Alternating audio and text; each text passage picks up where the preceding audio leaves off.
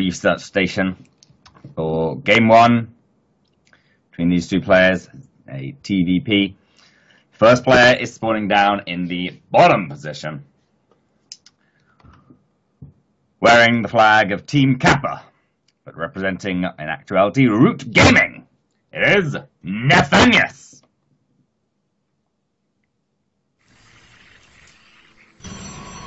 And his opponent is going to be spawning up in the top spawn here in Binary Research Station. It's going to be the orange Protoss player from Boreal Gaming, BlackBearMe. And BlackBearMe, bit of a funny name, but it's actually, apparently the story behind it is that it's a bit of a rip-off of PandaBearMe, and PandaBearMe's name apparently is a rip-off of somebody else's name. So, like Koala Bear Me or something. So it's all a big cycle of people, you know, gently taking the mickey of each other. But nonetheless, BlackBearMe, I think he goes by another name, which I don't recall right now. Possibly Lucky. He showed some really, really strong matches. Obviously, all these players did, making their way through to the round of 16 here, getting through the round of 32 group stages, and hopefully we see ever greater matches of epic proportion. Nathanias, of course, as FTV Scout's just going to annoy BlackBearMe a little bit here. Might actually, no, it doesn't actually kill the probe. Of course not, these players are too good for that. Nathanias' SCV does go down, which is a little bit unfortunate, but he's got a Reaper speeding its way across the map to continue the scouting, continue the harassment, and of course, Nathanias, having worn that probe down, will make it a lot easier for the Reaper to kind of hop in and kill it. I think only like 2 or 3 shots. It doesn't quite get it though. That's so close. It's now 1 health on that probe, and it's gotten away. And Nathanias is kind of dancing around with his Reaper, regenerating health, dropping regenerating health, and just avoiding that militia core. But doing really nicely at it so far, and and it gets out, ready to come in again at some point, actually. And no, actually no, it's just heading towards that Zolnaga Tower. It's going to secure that, secure the vision that provides before going in for another scout round. BlackBearMe, he's going for a pretty fast robo here, so he'll be getting presumably his Colossus tech up quite quickly, but there are a number of things you know, do with the robo. Of course, Immortals can come out and do a little Immortal bust, but it doesn't look like he's taking too much of an aggressive stance.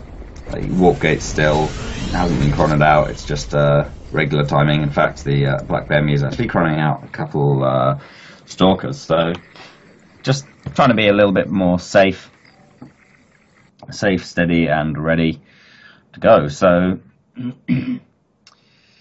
yeah, Nathanias as well has finished up his, well, both players finished up their natural bases. Nathanias getting his starport down along with a couple of Hellions. So we could see a Hellion drop, or Nathanias produces more. We don't know. He's sticking with the Hellions. So I mean, yeah, medevac being brought out, probably going to see a Hellion drop. Could see these Marines come out with as well, or just, you know, bringing everything over here. Using the medevac to make sure the Marines are moving as fast as possible, and then the Hellions just sort of keep up by being fast themselves and landing around this gold base, and then just lifting up into natural route. But let's see, there's a lot of different options here for Nathanias. BlackBearMe, however, just produced quite a few observers out of his robotic facility. Should be nice and safe against drops. He's got 3 out, 1 just sort of scouting across the map. I think just about misses these Hellions and Marines moving out, and it is going to be the Marines and the medevac, the Hellions just dancing on along with their speed. I think Nathanias is going to try and drop into the natural and pull the army out of position to open a opportunity for the Hellions to run into the main base, because of course they do a bit more damage in that main base, because it's usually a little faster or more fully saturated earlier on. And yep, there's the drop from down, trying to zone out the Mother's Core, wants to keep it away. At the same time, the Hellions do manage to get into mineral line, and they kill quite a few probes, so decent damage being done there. And they group up but don't get much else. And the Mother's Core did manage to get a Potent Overcharge down.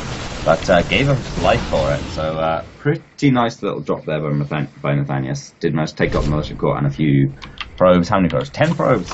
So yeah, that's pretty solid. Given that he didn't lose he lost all the Hellions, and he lost a few Marines, but the medevac stayed alive. That's the kind of important thing. If Nathanias can keep a decent medevac count going, then yeah, he'll be pretty well set. BlackBearMe going for a double forge style, so he's probably going to stick on Colossus for a little while, just as a big investment into those double upgrades, and you won't be able to afford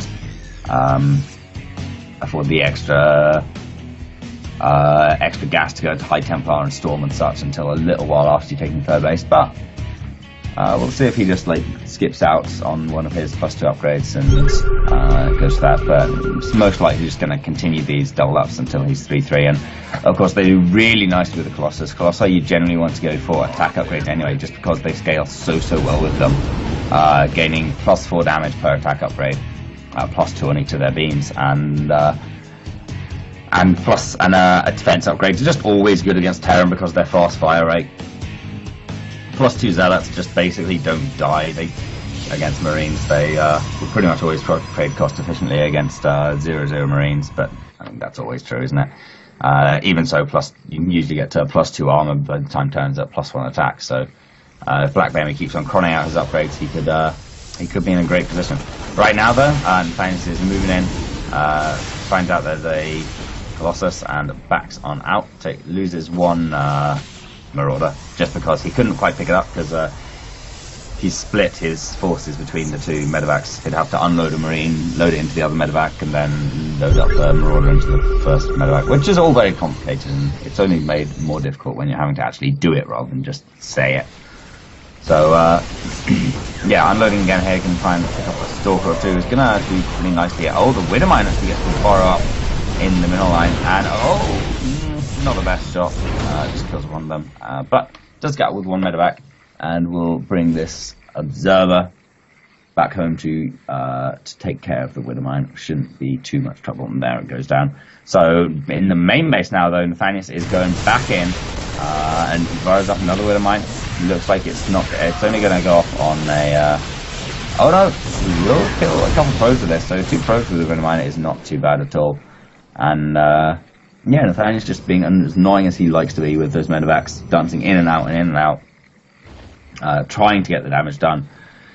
But yeah, doing pretty decently so far. 14 probes killed, and a handful of units. Actually killed an Observer as well. I don't know where he picked that off, but that's pretty nice. I would have thought it would be back at home, but actually BlackBearMe still has an Observer back home, so I guess not. And of course, BlackBearMe has finished up his Twilight Council, getting Blink and +2. But Nathanias is a little bit behind on his upgrades, still only on 1-1, and kind of waiting on that armory to start his +2. The armory a little bit late, maybe, but it's all good. It's not too much of any kind of setback.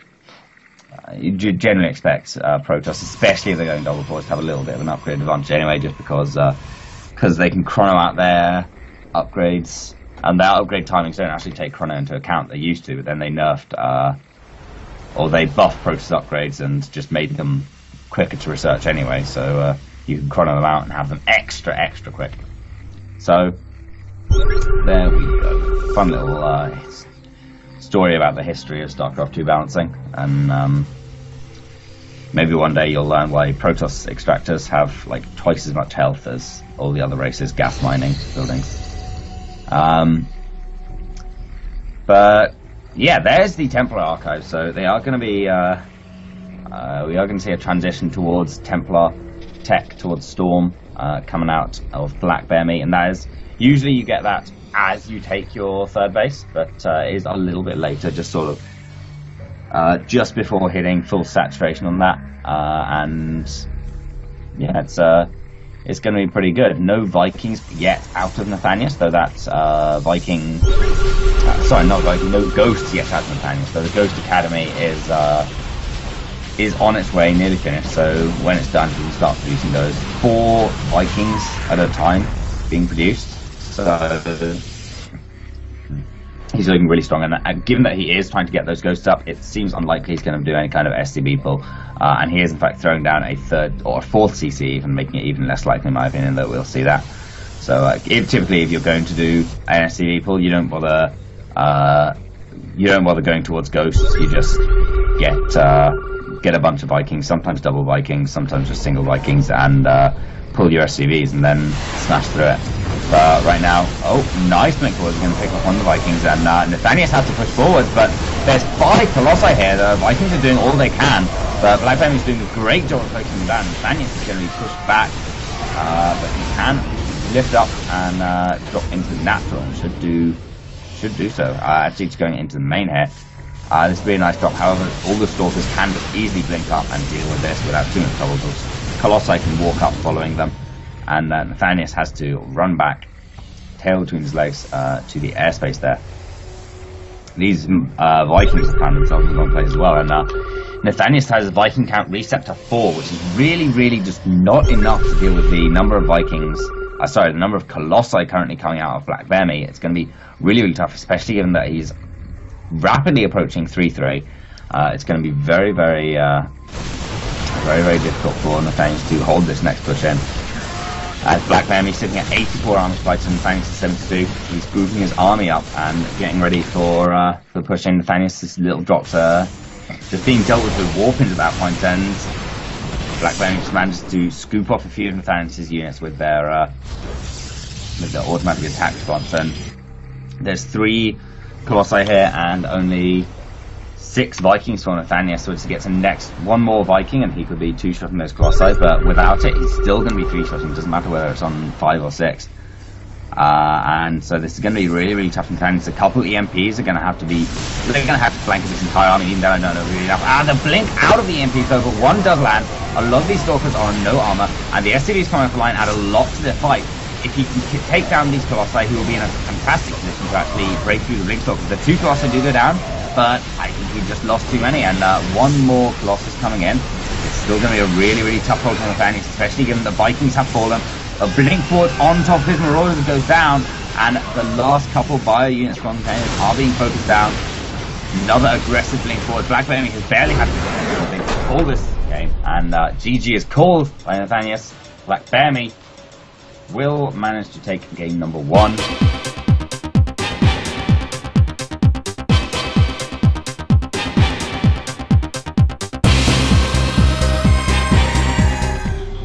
Our first player currently down 1-0 in this best of 3 series is our blue term player from Root Gaming, Nathanias.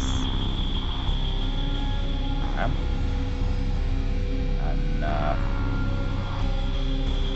his opponent up in the top right hand corner, the purple Protoss from Boreal Gaming, BlackBearMe.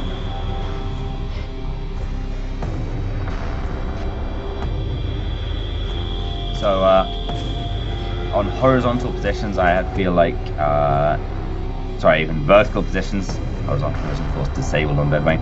I feel like Nathanias is pretty happy about this. He's the Reaper gets a pretty decent path. Obviously, he can hop up that little sort of Reaper cliff up at the top of Nathanias' base and the bottom of BlackBearMe's base.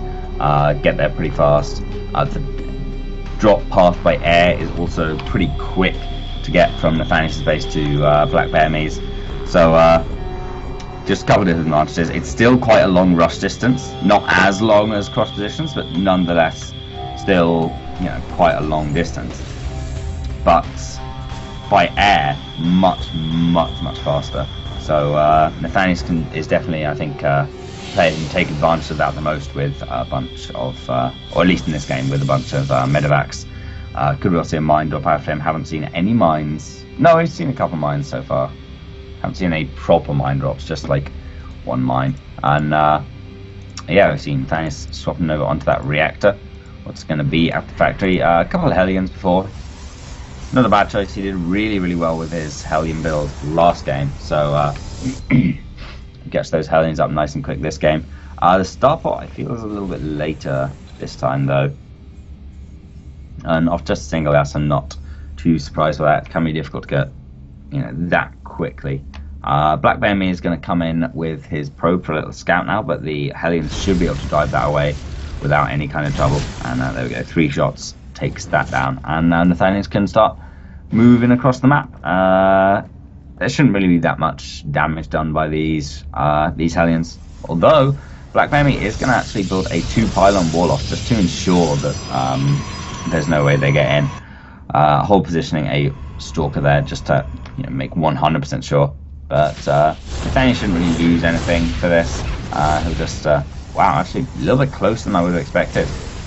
Just 1 shot away on that Hellion from the Stalker from actually being taken out. The Mothership Core, of course, would have taken 2. But yeah, a little bit surprising there.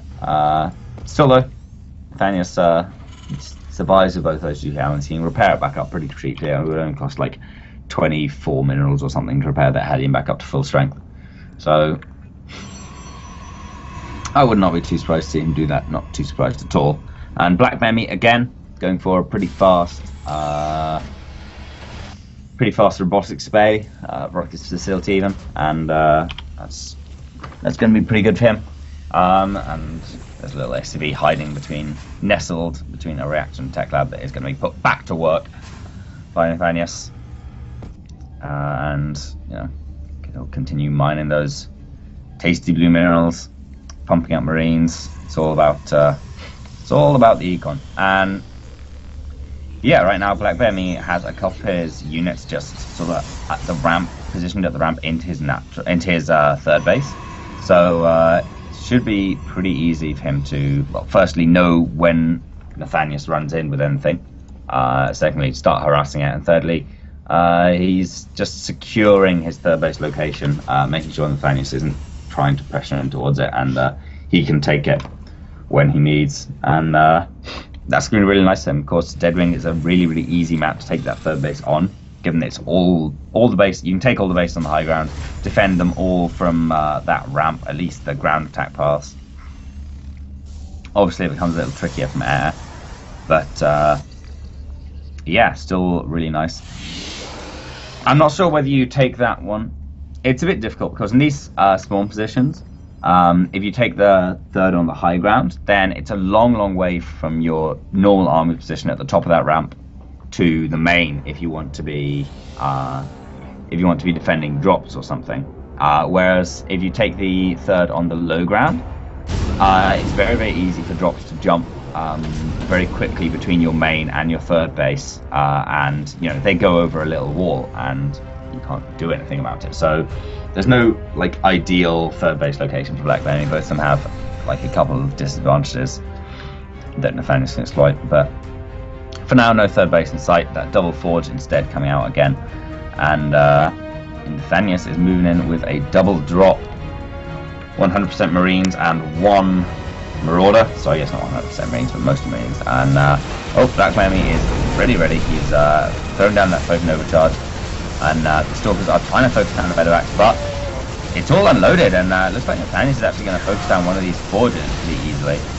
Has to be a little bit careful around that Photon Overcharge, and oh, Medevac does get taken out, which means these fires has limited longevity, but moving forwards, he's going to be able to get a couple of the sentries and those 2 forges, so that's going to delay BlackBearMe's upgrades, which were so far ahead in Nathanias' last game. So really nice little drop there, picking off a lot of valuable units and valuable structures for BlackBearMe. And Nathanias loads up some more Medevacs and is ready with another drop as soon as possible. This time a lot more Marauders, so it's going to be a lot easier for him to punch down those buildings. Nathanias actually sailed straight past this warp prism, completely oblivious to his presence. So BlackBearMe could, he's going to warp in a few zealots of his own and put on some harassment. But meanwhile, Nathanias, he's boosting in over that Stalker, starts unloading on it, and these Marauders are going to be incredible against the Stalkers. Pretty good against these Colossi as well. In fact, Nathanias is actually going to chase them down. Doesn't quite get it though. Load up and boost. Yes, does it. Do it with the last shot. managed to take down that Colossus. Across the other side of the map, of course, the Zelts have been doing a little bit of damage. Just hold positioning, but actually Nathanias has a really, really nice little pull away from that section of the middle line, barely lose any SCVs, and I believe he even took out the warp prison. Yes, he did. So really, really nice work there. The pressure is, going to be let off for a little bit for on Nathanias. And Nathanias actually doesn't have to do that at all. He's still got a couple medevacs, a few units he can start lifting up and harassing with a couple medevacs anytime he wants. But looks like that time is not now, and he's actually pretty content just to get up his upgrades. He's still a little behind BlackBearMe, but not too bad. And yeah, it's all looking pretty good for Nathanias for now. Taking his third base down on the low ground, well, breaking down the rocks so he can kind of move between the bases to defend them really nicely. And yeah, it's looking like some pretty solid macro play coming from both players. The armory can be finished up on Nathanias fairly shortly. Oh, nice pick up on the observer. But yeah, he's getting that armory so he can get his plus his 2-2 almost as soon as his 1-1 finishes.